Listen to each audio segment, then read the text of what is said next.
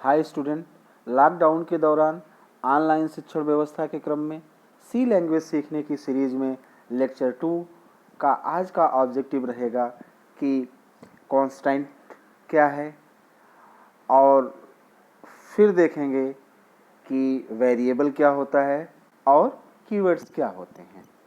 Constant, any information is constant, या हम कह सकते हैं कि any information in C language is called as constant. Constant की एक डिफिनीशन आप लोगों ने मैथ में पढ़ी होगी कि जिसकी वैल्यू चेंज नहीं होती, दैट इज कॉल्ड कांस्टेंट। लेकिन सॉफ्टवेयर के नज़रिए से इसे हम अलग अलग डिफाइन करने की कोशिश करेंगे। जब भी कोई सॉफ्टवेयर बनाया जाता है तो उसका एक ही उद्देश्य होता है कि इंफॉर्मेशन को मैनेज करना। यानी यदि हम एटीएम सॉफ्टवेयर की बात करें, जिसके बारे में आप लोग वेल नोन हैं, तो आप के बैंकिंग ट्रांजैक्शन से रिलेटेड इंफॉर्मेशन को मैनेज किया जाता है या मैनेज कर रहा होता है। इसी तरीके से हर सॉफ्टवेयर किसी न किसी इंफॉर्मेशन को मैनेज कर रहा होता है। ये इंफॉर्मेशन ही कांस्टेंट कहलाता है। नेक्स्ट पॉइंट है data equal to information equal to constant. तो आप कांस्टेंट बोलें, डेटा बोलें, इंफॉर्मेशन बोलें, ये एक ही बात है, तीनों एक ही चीज़ है। अब हम आते हैं टाइप्स ऑफ सी कांस्टेंट। इसमें है C constant can be divided into two major categories. मतलब सी कांस्टेंट को दो प्रमुख भागों में बांटा जा सकता है या बांटा गया है। यानी जितने तरह की इंफॉर्मेशन हमें मिलती है उनको हमें समझने के लिए दो कैटेगरी में डिवाइड किया गया है। पहला प्राइमरी कांस्टेंट और दूसरा सेकेंडरी कांस्टेंट। प्राइमरी कांस्टेंट को फर्दर तीन कैटेगरी में डिवाइड किया गया है: integer constant, real constant and character constant. जबकि सेकेंडरी कांस्टेंट को भी कई कैटेगरीज में बांटा गया है, या सेकेंडरी कांस्टेंट की कई कैटेगरीज हैं, जैसे array, string, pointer, union, structure, एनुमरेटर। अब हम इंटीजर कांस्टेंट क्या होता है इसके बारे में बात करते हैं। यह एक ऐसा कांस्टेंट है जो कि नंबर है, और ऐसा नंबर जिसमें पॉइंट नहीं लगा होता है, या हम एक लाइन में कह सकते हैं ऐसी लैंग्वेज में ऐसा नंबर जिसमें पॉइंट नहीं लगा होता है उसे हम इंटीजर कांस्टेंट कहते हैं। नेक्स्ट आता है rules for constructing integer constant. Integer constant बनाने के क्या नियम है, जिसमें पहला है कि N integer constant must have at least one digit. Means integer constant में कम से कम एक अंक होना चाहिए। नेक्स्ट पॉइंट है it must not have a decimal point. इसमें दशमलव नहीं होना चाहिए। अगला पॉइंट है it can be either positive और नेगेटिव। यह या पॉजिटिव या नेगेटिव हो सकता है। Next, no commas are blank are allowed within an integer constant. Integer constant में कोई कॉमा या कोई ब्लैंक स्पेस नहीं होना चाहिए।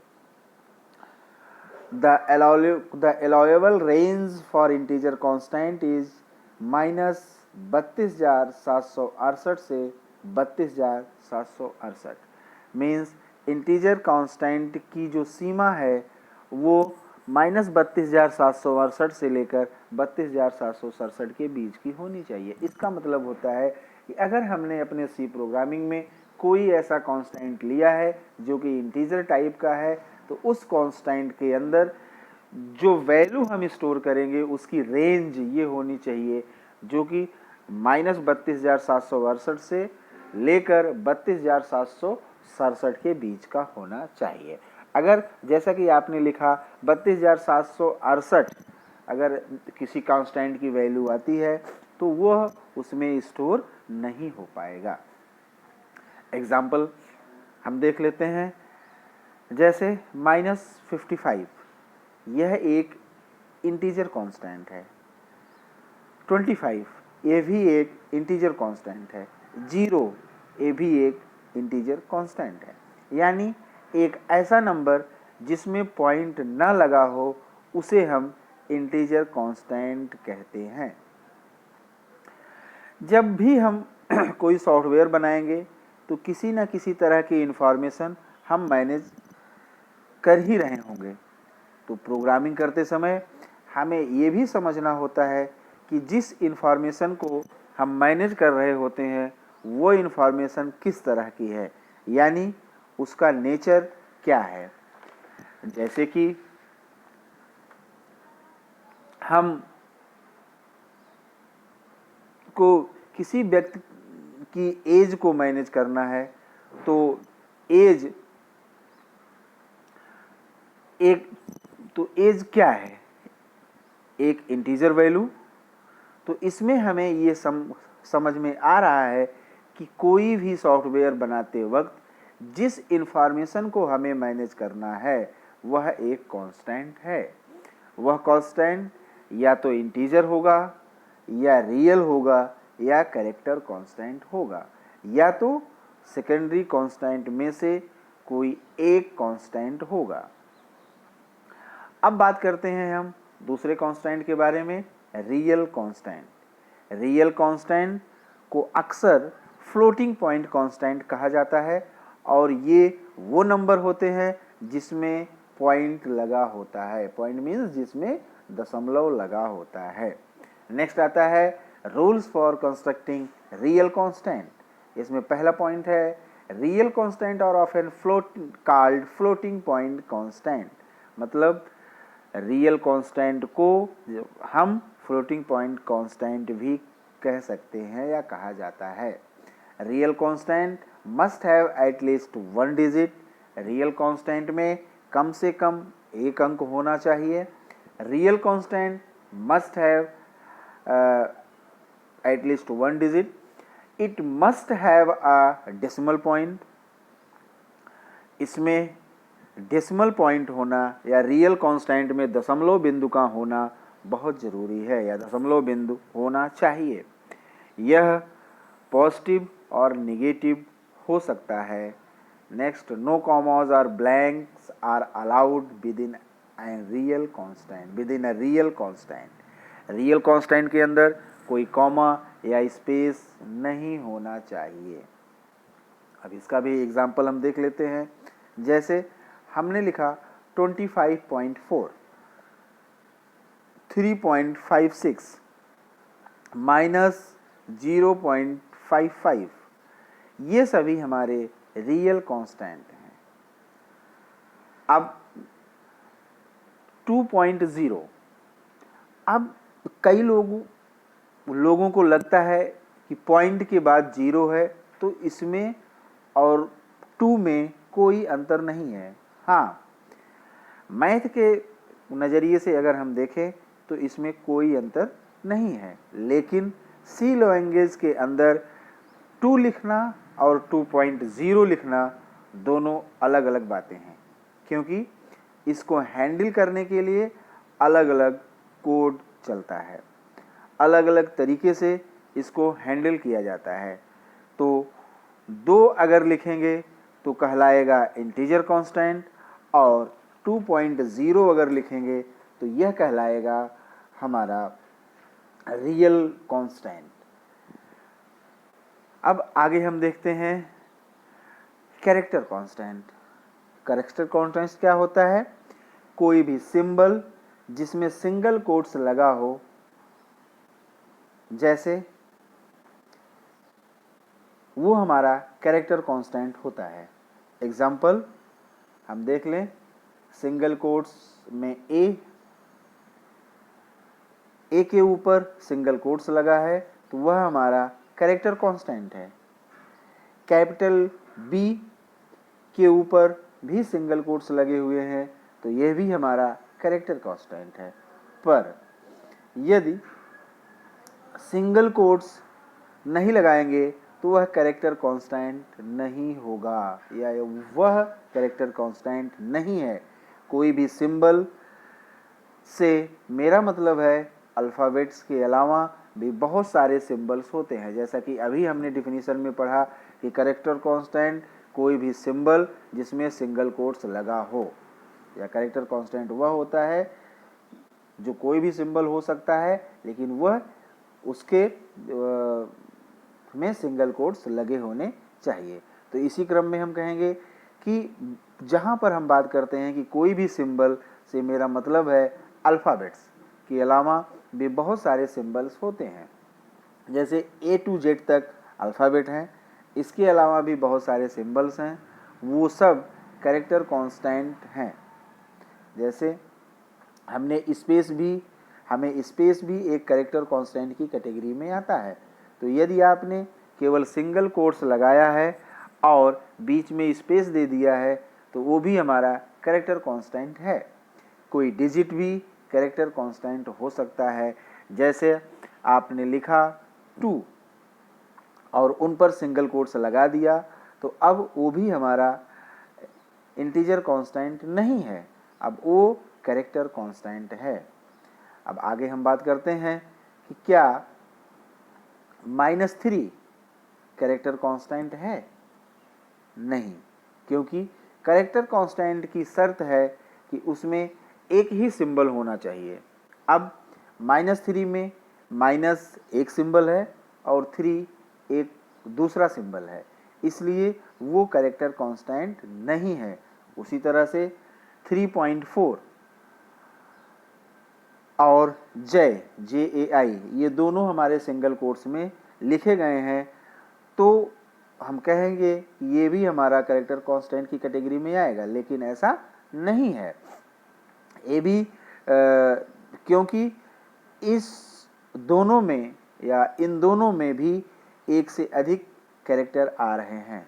तो चलिए अब आपको समझ में आ ही गया कि इंटीजर कांस्टेंट, रियल कांस्टेंट और कैरेक्टर कांस्टेंट क्या होते हैं। तो एक सवाल का जवाब दीजिए कि आपको या आपका मोबाइल नंबर ये कैसा कांस्टेंट है? यस, ये हमारा इंटीजर कांस्टेंट की कैटेगरी में आता है। और मोबाइल में जो बैलेंस है वो हमारा रियल कांस्टेंट है। आपके घर में कितने लोग हैं? मे बी 4, 5, 6 या और लोग हो सकते हैं, तो ये हमारा इंटीजर कांस्टेंट है। आपके शहर का नाम क्या है? जैसे सुल्तानपुर, तो क्या ये इंटीजर है? नहीं। क्या ये रियल है? नहीं। तो क्या ये कैरेक्टर कांस्टेंट है? नहीं, क्योंकि कैरेक्टर कांस्टेंट की शर्त है कि उसमें एक ही सिंबल होना चाहिए और किसी भी शहर के नाम में एक से ज़्यादा कैरेक्टर होते हैं। तो एक से अधिक कैरेक्टर मिलकर एक इन्फॉर्मेशन बनी है सुल्तानपुर, तो इसे हम कहते हैं स्ट्रिंग। इसको जनरली हम डबल कोट्स में लिखते हैं। इसका मतलब सीक्वेंस ऑफ कैरेक्टर को हम स्ट्रिंग कहते हैं। तो हमने समझा स्ट्रिंग कई सारे कैरेक्टर को मिलाकर बन रहा है। स्ट्रिंग देखिए हमारी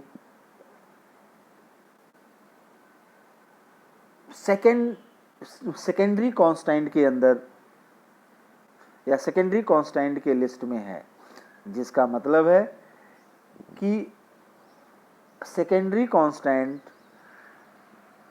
वो कांस्टेंट होते हैं जो प्राइमरी कांस्टेंट से मिलकर बने होते हैं। तो स्ट्रिंग भी कैरेक्टर को मिलाकर बन रहा है। ये सिर्फ ओवरव्यू देने के लिए है कि सेकेंडरी कांस्टेंट क्या होता है, लेकिन इतना समझ में आ रहा है होगा कि सेकेंडरी कांस्टेंट पढ़ने से पहले हमें प्राइमरी कांस्टेंट के बारे में अच्छे से पता होना चाहिए। अब हम आगे बात करते हैं वेरिएबल्स। अब हम समझते हैं कि वेरिएबल क्या होता है।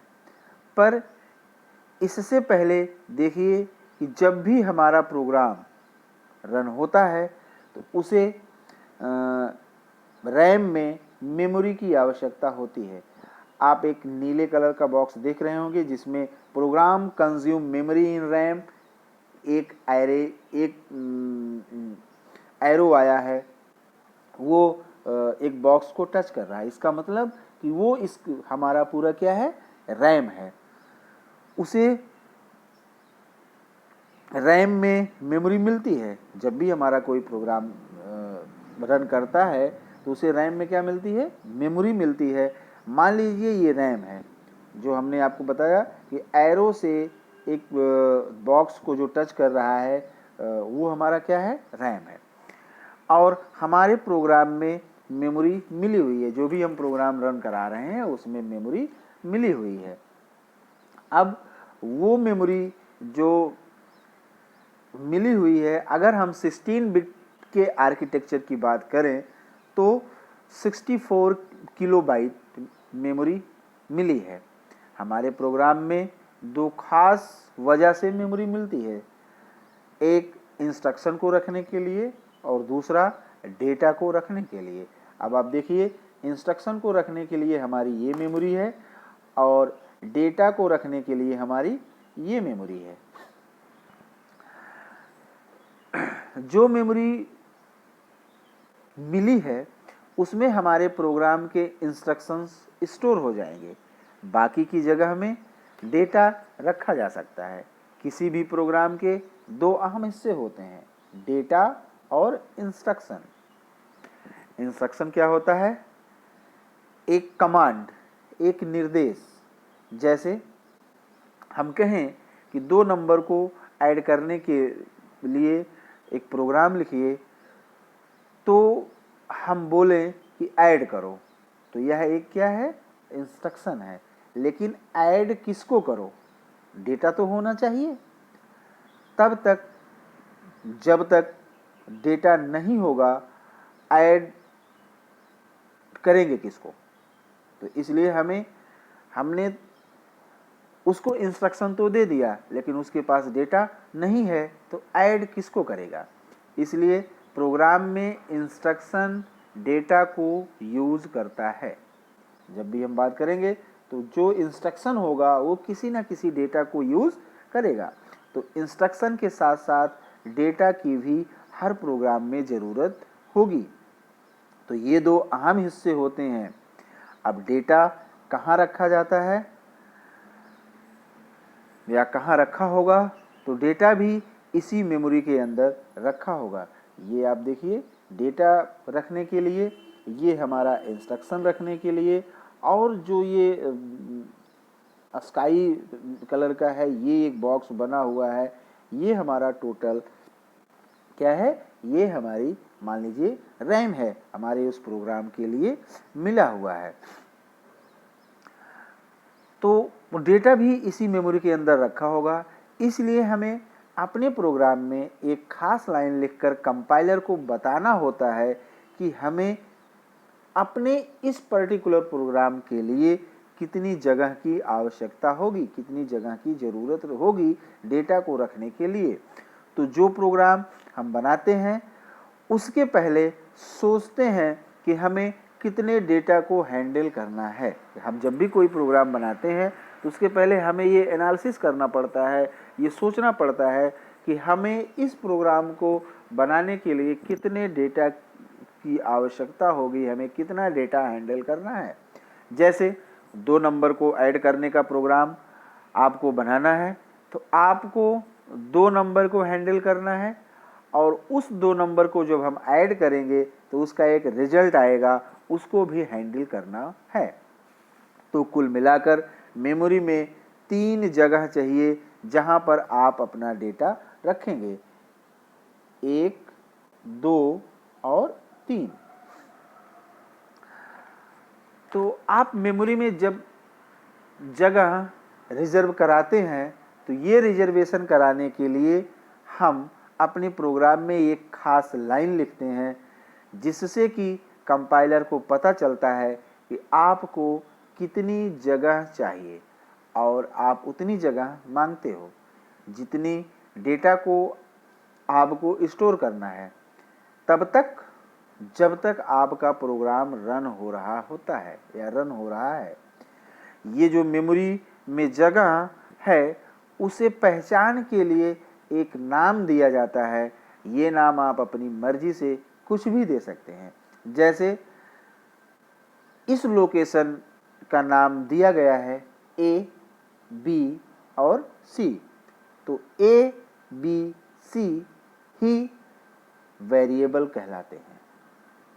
तो इस हिसाब से वेरिएबल का मतलब क्या होता है, तो फिजिक्स मैथ में आपने पढ़ा ही होगा कि वेरिएबल वो है जिसकी वैल्यू चेंज होती है। ये बात तो यहाँ पर भी लागू होगी।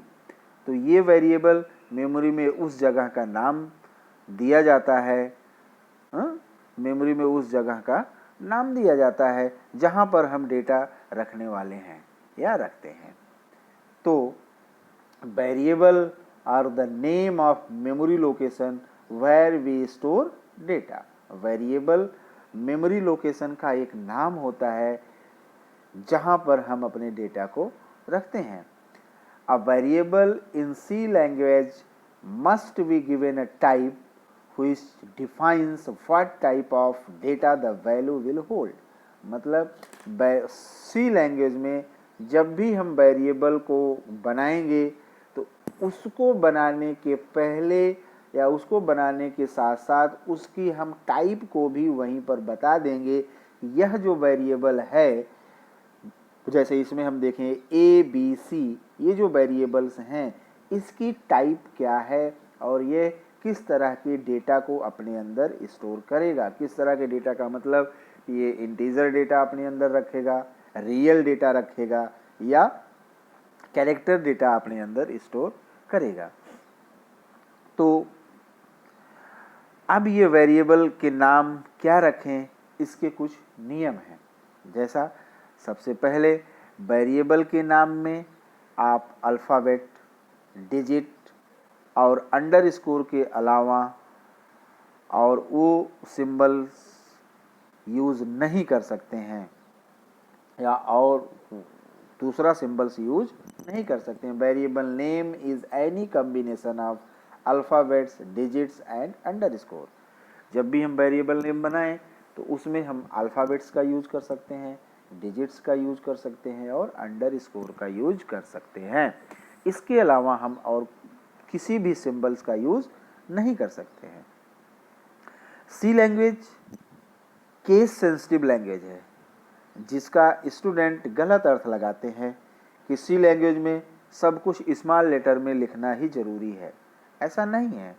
आप अगर कोई चीज़ स्मॉल लेटर में लिखते हैं, जैसे आप किसी वेरिएबल का नाम स्मॉल ए रखा और किसी वेरिएबल का नाम कैपिटल ए रखा, तो सी लैंग्वेज की नज़र में दोनों अलग अलग हैं। ये मतलब केस सेंसिटिव होने का है। नेक्स्ट पॉइंट हमारा आता है, a valid variable name can not be start with digit. मतलब जब भी वेरिएबल का नाम हम रखें, वो कुछ भी नाम रखें, बट उसका पहला अक्षर डिजिट नहीं होना चाहिए। नेक्स्ट पॉइंट आता है, a first character in the variable name must be N alphabet और अंडरस्कोर।